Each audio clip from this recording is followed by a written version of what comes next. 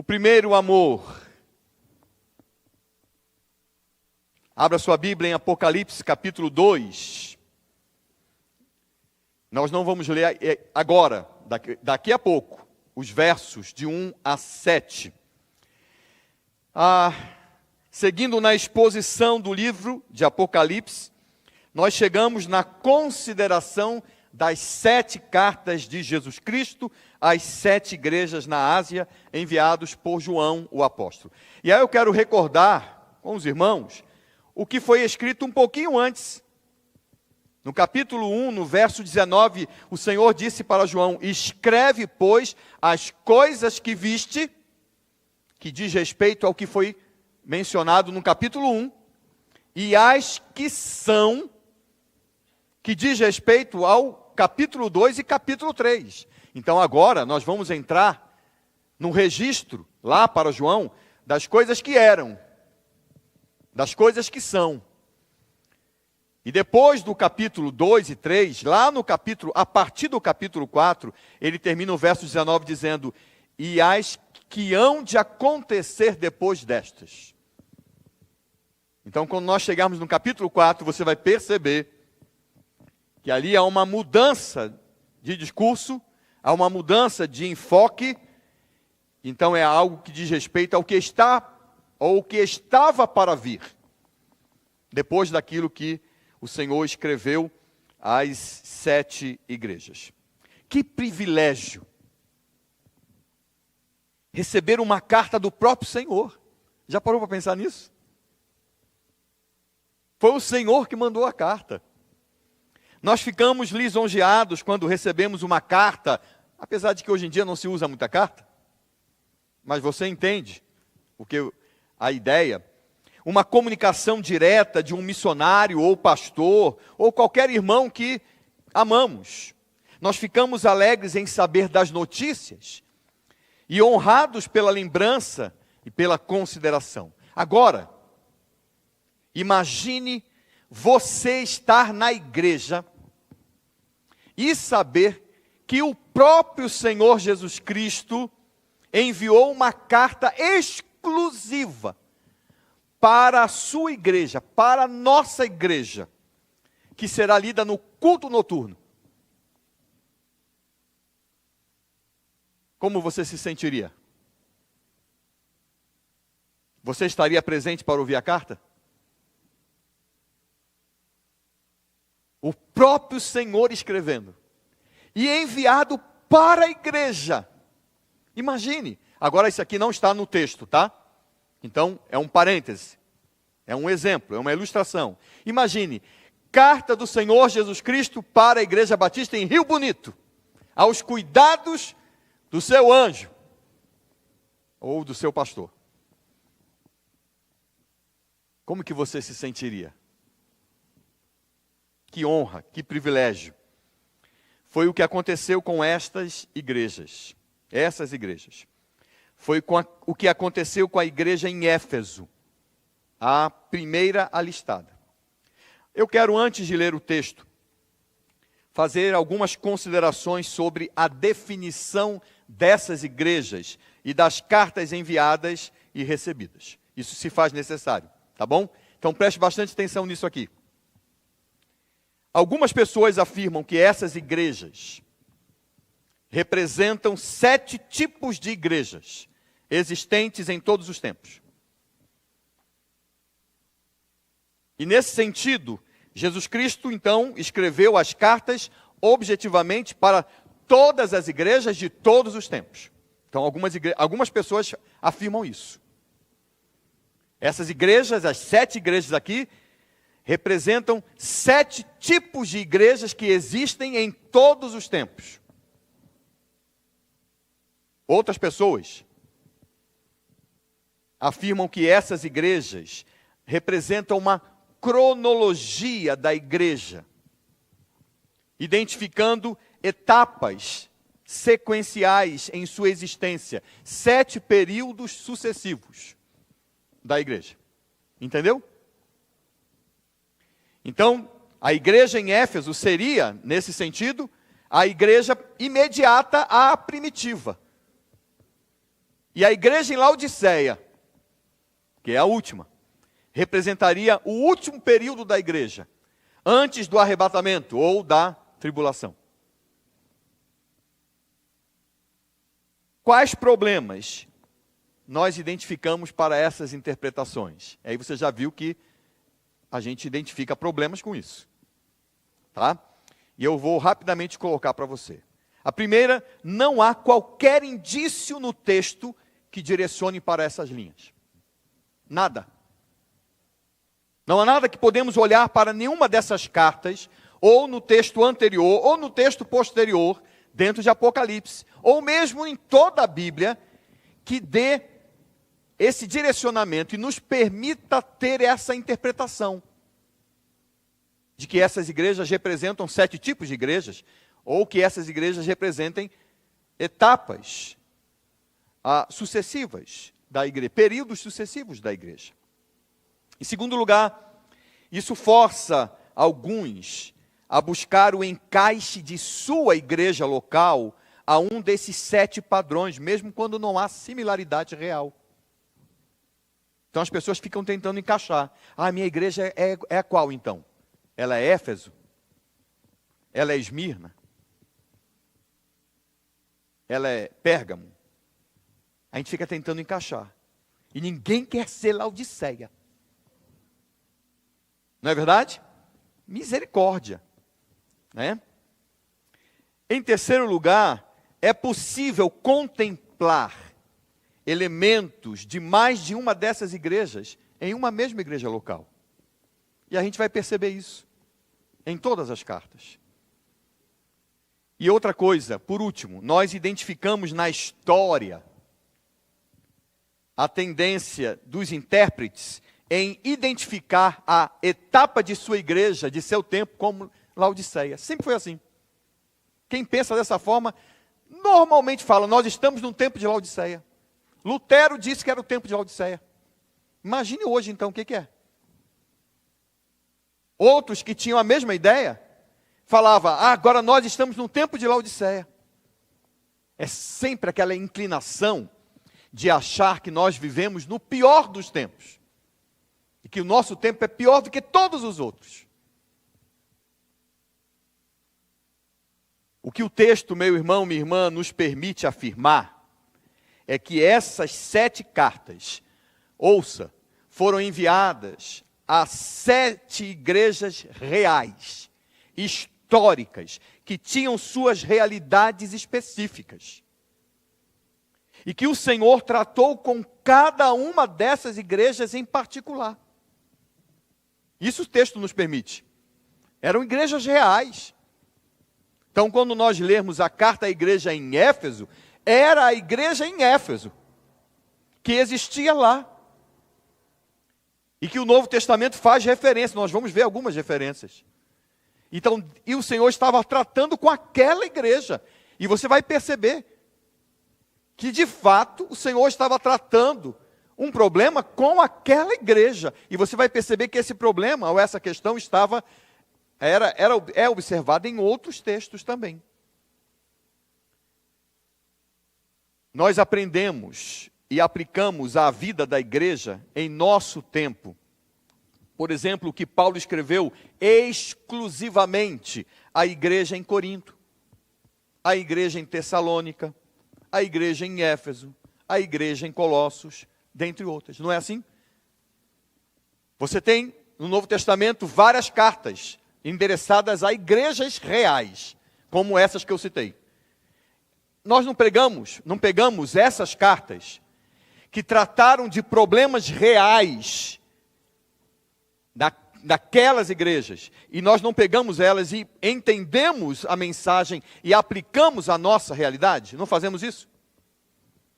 Podemos fazer isso? Podemos ou não? Podemos. É a mesma coisa com essas cartas.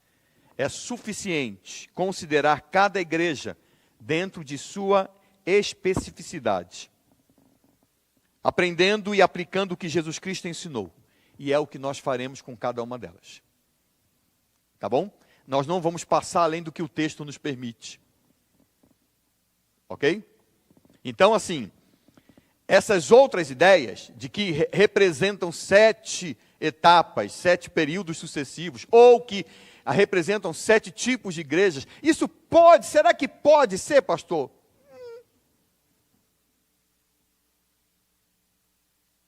Deu para entender já? O texto permite pensar assim? Já entendeu? Então vamos olhar para as cartas e fazer o que nós fazemos com todo o Novo Testamento, quando nós olhamos para as cartas. Além disso, eu quero chamar a sua atenção para algo sobre a estrutura dessas cartas. Há uma estrutura repetitiva nas cartas. O Senhor, em primeiro lugar, direciona a carta ao anjo da igreja, dando a impressão de que esse anjo partilha da realidade da igreja, seja boa ou má, elogiável ou não. O que nos levou a entender, a pregação anterior, de que não se trata de um ser angelical, mas do pastor da igreja. Em segundo lugar, Jesus Cristo se identifica em cada carta como aquele que possui as características que se aplicam à situação da igreja, daquela igreja. E a gente vai ver isso em todas as cartas. A igreja tem suas características. Jesus Cristo normalmente vai se apresentar como aquele que tem a característica necessária, suficiente para resolver a situação da igreja. Em terceiro, quando merecido, há elogio ou crítica. Em quarto, há uma exortação à mudança ou continuidade no que é apreciável. E por último, há uma promessa para quem considerar o Senhor. Todas as cartas seguem esse padrão. Então vamos ler? Apocalipse capítulo 2, eu já ia falar Efésios, não, é Apocalipse. Apocalipse capítulo 2, versos de 1 a 7.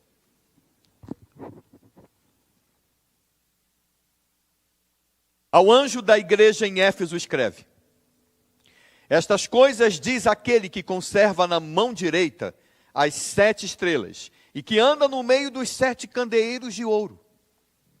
Conheço as tuas obras, tanto o teu labor como a tua perseverança, e que não podes suportar homens maus, e que puseste à prova os que a si mesmos se declaram apóstolos e não são. Interessante, parece que está falando do nosso tempo. Mas continuando o texto. E os achaste mentirosos. E tens perseverança. E suportaste provas por causa do meu nome. E não te deixaste esmorecer. Tenho, porém, contra ti, que abandonaste o teu primeiro amor. Lembra-te, pois, de onde caíste.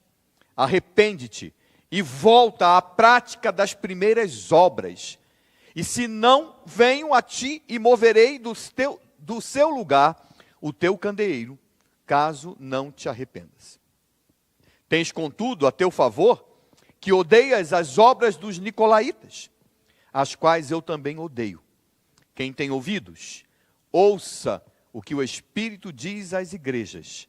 Ao vencedor dar-lhe-ei que se alimente da árvore da vida, que se encontra no paraíso de Deus. Senhor, dá-nos ouvidos para ouvir o Senhor, e que o teu Espírito fale ao nosso coração, fazendo o que for necessário para nos aperfeiçoar, e nós honrarmos, adorarmos ao Senhor. É o que nós pedimos em nome de Jesus. Amém. O que nós aprendemos com esta carta? Então, em primeiro lugar, que Jesus Cristo é quem governa sua igreja. Nós já vimos um pouco disso no capítulo 1, mas até para ver isso, nós emprestamos o primeiro verso do capítulo 2, na pregação anterior. Ele é quem anda no meio de suas igrejas. É o que diz o verso 1. Tendo em sua mão direita os pastores, indicando que os distribui como e quando quer. No verso 20 do capítulo anterior, logo acima aí do verso 1, nós entendemos que os candelabros representam as igrejas.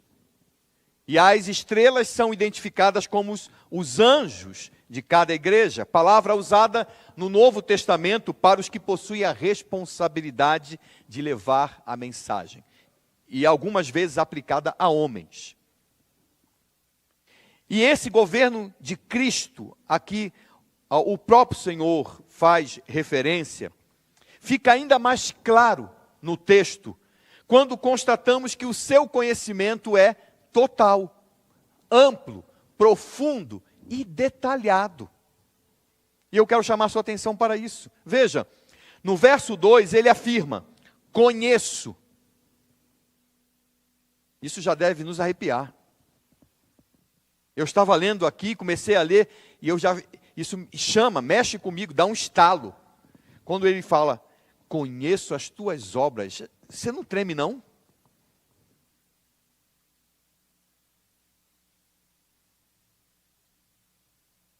Nem todo mundo conhece todas as obras nossas. Às vezes nem um cônjuge, nem os pais, nem os filhos. Mas aí o Senhor vira e começa desta forma: eu conheço as tuas obras. E ainda ele diz, sei que, está no texto, revelando exatidão em sua leitura acerca da igreja. Eles não tinham como se esquivar do Senhor. E o Senhor já começa dessa forma, chamando a atenção para isso, trazendo a ideia de que Ele conhece a igreja perfeitamente, porque a igreja é dele. Ele anda no meio dela. Ele supervisiona ela. E diferentemente de nós, Ele supervisiona olhando inclusive para o coração. Porque Ele é aquele que esquadrinha o coração. Ele elogia e também critica no verso 4, quando ele diz, tenho porém contra ti, tenho porém contra você. Ele avança na indicação de sua soberania, quando ele afirma no verso 5, se você não se arrepender, virei até você e a destituirei. E ele conclui, indicando sua autoridade, ao afirmar em sua exortação final, ao vencedor darei. Percebe? Em todo o texto, ou melhor, em toda a carta, Jesus Cristo é o Senhor da igreja. Por isso precisa ser ouvido com atenção e seriedade.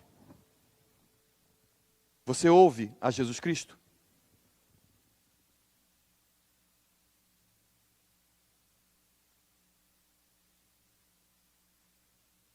Você considera suas exortações? Você adequa seus princípios à sua vida? Ou vive como se ele não estivesse aqui? Jesus Cristo vive em meio à sua igreja. Ele a supervisiona. E ele está falando de uma igreja local, como esta. Ele não está falando simplesmente da igreja invisível, não.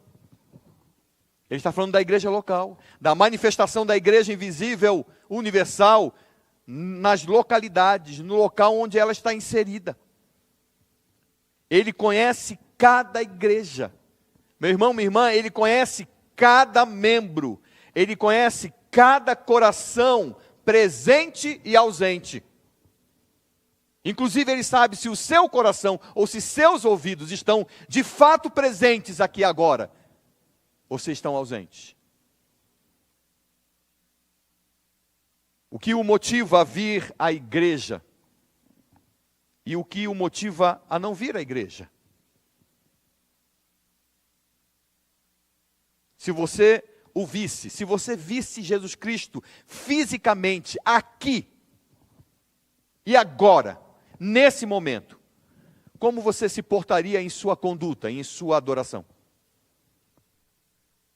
Se na hora do louvor, quando nós estávamos cantando, Jesus Cristo estivesse sentado aqui na frente, no primeiro banco, e você vendo ele, pense nisso, vendo fisicamente o próprio Senhor aqui, que visita, cantando com a igreja, você cantaria diferente do que cantou?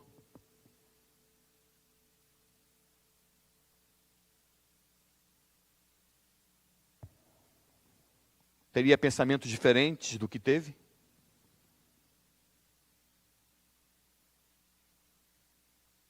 Pois bem, Ele está aqui. Sempre. O Senhor sempre está aqui. Assim como estava na igreja em Éfeso. E Ele conhece o seu coração. E retribuirá conforme o que pensa, sente, diz e faz. Esse é o Senhor. A igreja em Éfeso, Ele se apresentou como aquele que tem autoridade, conhece e governa a sua igreja, e por isso Ele deve ser ouvido e considerado. É como se Ele dissesse: conheço você, sente e ouça o que eu tenho para te falar. Em outra versão, Ele talvez diria: tome rumo. Preste atenção para o que eu vou lhe dizer. Jesus Cristo é quem governa sua igreja. Amém? A outra coisa que nós aprendemos é que Jesus Cristo espera que a sua igreja persevere na verdade. Os versos 2 e 3 e o verso 6. Conheço as tuas obras, tanto o teu labor como a tua perseverança, e que não podes suportar homens maus, e que puseste à prova os que a si mesmos se declaram apóstolos e não são, e os achaste mentirosos. E tens perseverança, e suportaste provas por causa do meu nome, e não te deixaste esmorecer. Verso 6. Tens contudo a teu favor, que odeias as obras dos nicolaítas, as quais eu também odeio. Os elogios de Jesus Cristo para a igreja em Éfeso foram na direção do perseverar na fidelidade do Evangelho. Que coisa boa. Que coisa importante. Perseverar na fidelidade do Evangelho, ao Evangelho, sem afrouxar quanto à insistente maldade dos opositores e sua perseguição à igreja, resistindo inclusive às heresias. Como nós vemos isso? Eles colocaram à prova aqueles que se dizem apóstolos. É o que Jesus Cristo afirma. A história, meu irmão, minha irmã, revela uma gradação no período imediato à igreja primitiva, com pessoas buscando a primazia. Veja que isso sempre aconteceu na história, porque a história relata homens, a vida de seres humanos, pecadores. E na igreja não foi diferente. Pessoas buscavam a primazia na condução do povo, seja pela liderança pessoal ou pelos textos enviados às comunidades. E a história mostra isso. Todos entendiam que os apóstolos eram o fundamento da igreja, por sua ligação direta com Jesus Cristo. Então muitos buscavam essa autoridade para si. Seria fundamental, eu diria, que a igreja de hoje, trazendo para o nosso tempo, alicerçada no Evangelho, colocasse em prova aqueles que se dizem apóstolos, mas não são. Porque o mesmo problema existe hoje em dia. E o mesmo problema também que ocorreu naquele período, com um outro evangelho, que não é o evangelho, como Paulo escreveu aos Gálatas. Mas Jesus Cristo destaca isso. Eles perseveraram na verdade, ou perseveravam na verdade, colocando à prova aqueles que se diziam apóstolos. Eles também, e Jesus Cristo chama a atenção para isso, eles suportavam provas por causa de Jesus Cristo, sem esmorecer.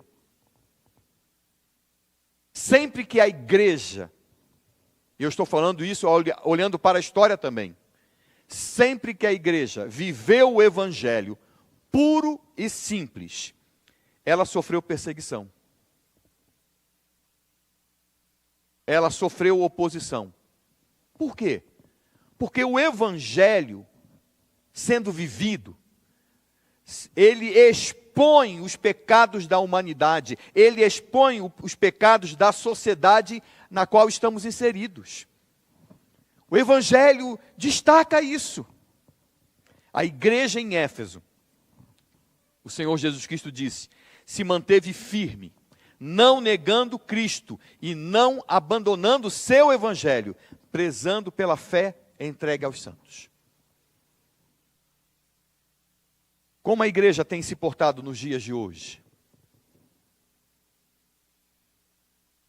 Ela tem vivido segundo as filosofias existentes que destoam do evangelho? Aí talvez você, me ouvindo fazer uma pergunta dessa, diga, mas como é que eu vou saber disso?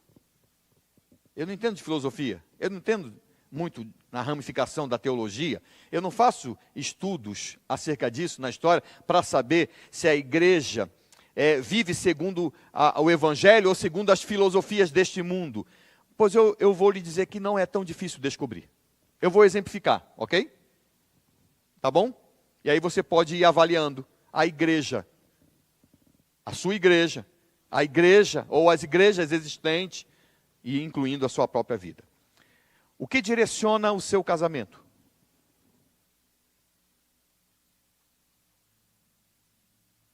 Você o vê, o casamento, como o meio principal de sua adoração a Deus?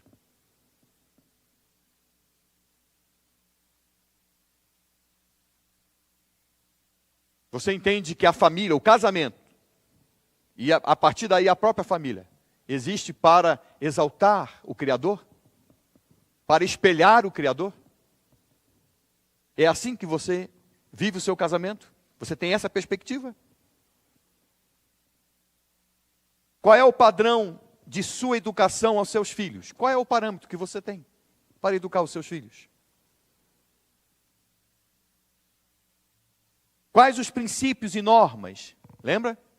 Princípios e normas?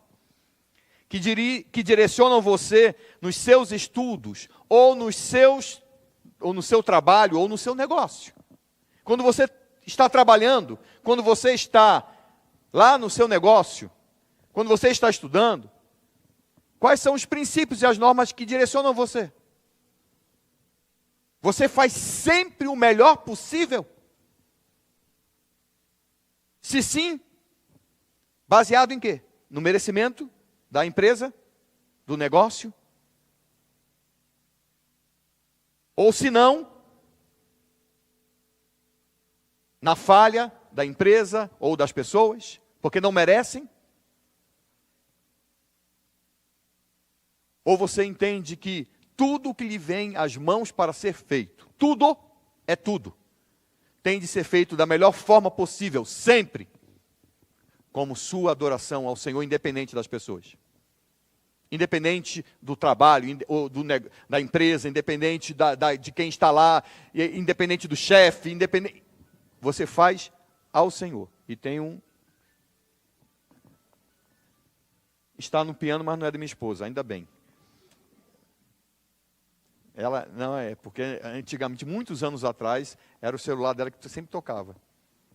Aí até ela aprendeu a colocar no silencioso, né, amor? É isso aí, hoje ela está em maior calma do mundo, nessas horas.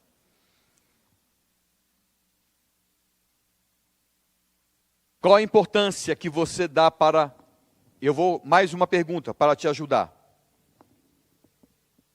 Qual a importância que você dá para o viver a igreja?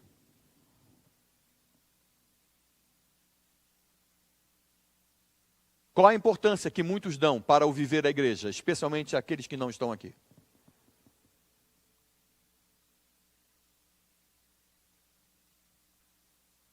Em cada uma dessas questões que eu coloquei, você segue o padrão deste mundo ou persevera no Evangelho de Jesus Cristo? Meu irmão, minha irmã, ao olhar para a igreja de hoje, você vê Cristo nela? Ou através dela? a olhar para a sua casa, para a sua família, para o seu coração, você vê Cristo?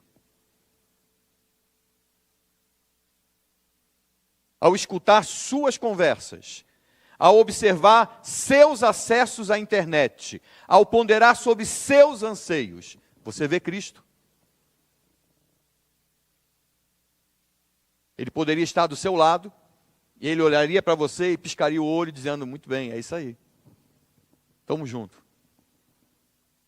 A igreja em Éfeso estava atenta às armadilhas de sua época e perseverava no Evangelho de Jesus Cristo, não se deixando levar pelo padrão da sociedade. Esse é o elogio que o Senhor faz. E o último elogio que ele faz, o último detalhe do elogio, é que eles rejeitavam os nicolaítas. A menção aos nicolaítas vai aparecer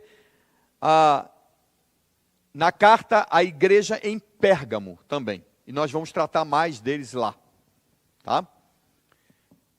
A menção aos nicolaítas aparece nesta carta e na carta à igreja em Pérgamo. Há várias informações e teorias acerca dos nicolaítas. Mais precisamente, eram hereges. Pessoas que buscavam propagar os ensinos dos falsos apóstolos, indicados nesse texto, na carta por Jesus Cristo. Os relatos na história indicam que eram pessoas que tentavam misturar elementos de paganismo no seio da igreja, envolvendo imoralidade e corrupção. Esses eram os nicolaítas, no geral.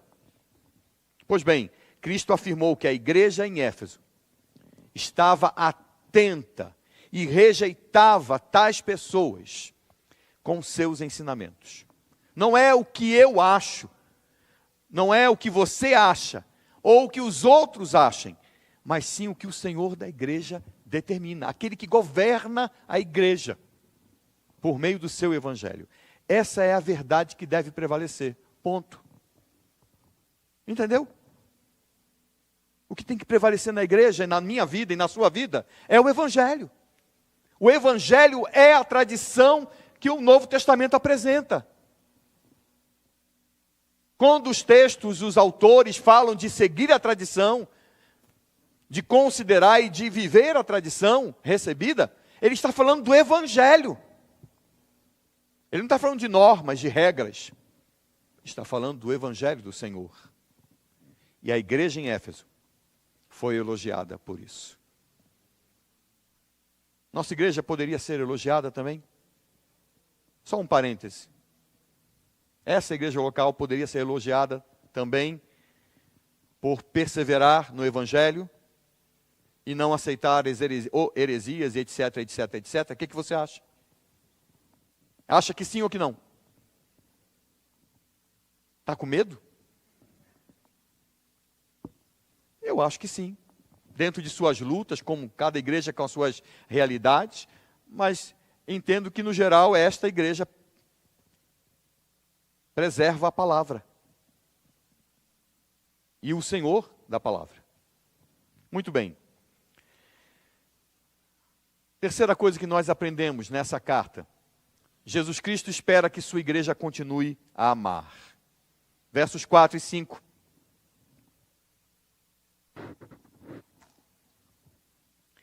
Tenho, porém, contra ti. Puxa vida. Eu fico imaginando a igreja em Éfeso, ouvindo. Conheço as tuas obras.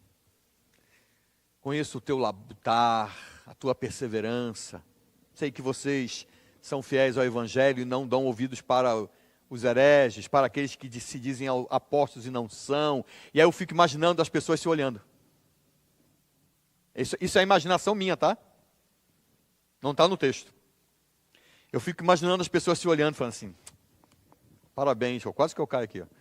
Parabéns, irmão. Oh, que bom, né? Oh, a glória seja do Senhor. Né? A gente tentando esconder o orgulho. E aí, de repente, no meio da carta ele diz, tenho, porém, contra ti. Ai. Tenho, porém, contra ti que abandonaste o teu primeiro amor. Lembra-te, pois, de onde caíste. Arrepende-te e volta à prática das primeiras obras. E, se não, venho a ti e moverei do seu lugar o teu candeeiro, caso não te arrependas. O que seria o primeiro amor? Alguns estudiosos entendem que o amor em foco seria o amor a Jesus Cristo. Outros preferem a compreensão de que seria o amor às pessoas, aos outros. Eu acho que essa discussão me parece desnecessária. Se compreendermos a mensagem de toda a Escritura, Antigo e Novo Testamentos, de que o amor por Deus nos conduz ao amor pelas pessoas. Amar a Deus sobre todas as coisas e ao próximo. Foram as palavras de Jesus Cristo. Meu irmão, minha irmã, a primeira geração da igreja em Éfeso havia feito um tremendo esforço, de modo que em Éfeso, isso está em, eu vou ler a parte, sem você precisar procurar, vamos procurar outros textos. De modo que em Éfeso, a palavra do Senhor crescia e prevalecia poderosamente. Isso está em Atos capítulo 19, verso 20. A primeira geração da igreja em Éfeso havia feito um tremendo esforço pelo Evangelho, em amor ao Senhor, em amor às pessoas. De modo que Lucas registrou essas palavras. A palavra do Senhor crescia e prevalecia poderosamente. Anos mais tarde, Paulo, o apóstolo Paulo, lhes enviou uma epístola e os elogiou pela sua fé no Senhor Jesus e no seu amor pelos irmãos. Veja, Efésios 1:5, 1:15, eu vou ler para vocês. Por isso, também eu tenho ouvido a fé que há entre vós no Senhor Jesus e o amor para com todos os santos. Foi o que Paulo escreveu para a igreja em Éfeso, a mesma igreja. Alguns anos depois. Quando Paulo escreveu para Timóteo, que era pastor em Éfeso, ou que teve um período na liderança como pastor em Éfeso, ele disse que o objetivo de Deus para eles era um coração puro, uma consciência boa e uma fé sincera. E ele observou que alguns falsos mestres se dedicavam a mitos e intermináveis genealogias, e não às exigências do amor. Veja, 1 Timóteo, capítulo 1. 1 Timóteo 1, eu vou ler do verso 3 a 6. Quando eu estava na viagem rumo da Macedônia, te roguei, é Paulo escrevendo para Timóteo, te roguei permanecesses ainda em Éfeso, é a mesma igreja, para admoestares a certas pessoas, a fim de que não ensinem outra doutrina, nem se ocupem com fábulas e genealogias sem fim, que antes promovem discussões do que o serviço de Deus na fé. Ora, o intuito da presente admoestação visa ao amor, que procede de coração puro e de consciência boa e de fé sem hipocrisia. Desviando-se algumas pessoas destas coisas, perderam-se em loquacidade frívola. É exatamente o que Jesus Cristo, na sua carta, chama a atenção. Quando a palavra de Paulo a Timóteo, acerca da igreja em Éfeso, já apontava o problema que Jesus Cristo aponta na sua carta a Éfeso. Veja que houve mudança na igreja. Os filhos e netos dessas pessoas lutavam contra a heresia e demonstravam perseverança ao satisfazerem as necessidades da igreja, mas faltava-lhes o entusiasmo autêntico pelo Senhor e o cuidado fervoroso de uns para com os outros. Então, quando Jesus diz que os efésios haviam perdido o seu primeiro amor, ele enfatiza o adjetivo primeiro. Uma tradução literal seria: você abandonou o seu amor, o primeiro amor. Em outras palavras, a igreja a qual Jesus se dirige já não consiste mais de crentes da primeira geração, mas de cristãos de segunda e a terceira geração. Faltava a essas pessoas o entusiasmo que seus pais haviam demonstrado. Elas não funcionavam mais como propagadores da fé, mas como administradores e guardiões da fé. Sabe, conservar o que tem, preservar o que foi construído, preservar inclusive a estrutura, o prédio, o que alcançamos, mantendo o nosso número. Mas perdeu a paixão pelo Senhor, revelada através da propagação do Evangelho. Sabe aquele apelo pela missão da igreja? Aquele abraçar a missão e compartilhar o Evangelho do Senhor como resultado da gratidão pela salvação? Isso faltava à igreja. A característica daquela igreja seria a luta, a resistência às heresias, mas faltava-lhes características que deveriam ser consequências das que elas assumiam, como o ardor para cumprir com a sua missão de fazer discípulos, assim como a prontidão, o cuidado de uns para com os outros, revelando uma igreja amorosa. E a paixão, ouça isso, faltava-lhes a paixão por ser e por viver a igreja. Paixão. Paixão por Deus. Paixão e vontade de adorar, de louvar, de servir. Lembra de quando você se converteu?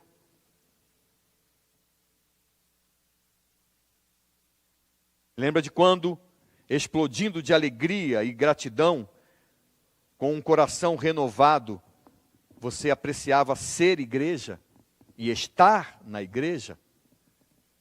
Servindo, participando, louvando, aprendendo. É disso que o Senhor está falando. Por isso ele diz no verso 5, volta à prática das primeiras obras. As primeiras obras. Que revelavam não todo o seu conhecimento teológico, porque você estava no início, mas revelava o seu amor, a sua paixão pelo Senhor, a sua gratidão pelo Senhor e a sua vontade de, em amor pelo Senhor, amar as pessoas e propagar o Evangelho. Por último, diante desse problema que Jesus Cristo apontou, porque Ele espera que a sua igreja continue a amar. E a igreja estava com dificuldade de amar, a igreja em Éfeso. Jesus Cristo espera que a sua igreja, sempre que necessário, se arrependa e lhe dê ouvidos, corrigindo o seu viver. Verso 5, lembra-te, pois, de onde caíste, arrepende-te e volta à prática das primeiras obras. Verso 7, quem tem ouvidos, ouça o que o Espírito diz às igrejas. Ele requer que sejamos conscientes, inclusive quanto aos nossos erros, para que sejamos aperfeiçoados, deixando e não mais repetindo os nossos pecados. É isso que o Senhor requer de nós. Você conhece os seus erros? Tem consciência de seus pecados? O Espírito Santo, à luz do Evangelho, confronta você naquilo que você claramente entende, à luz da palavra, que precisa mudar, que precisa se aperfeiçoar, ou que precisa abandonar.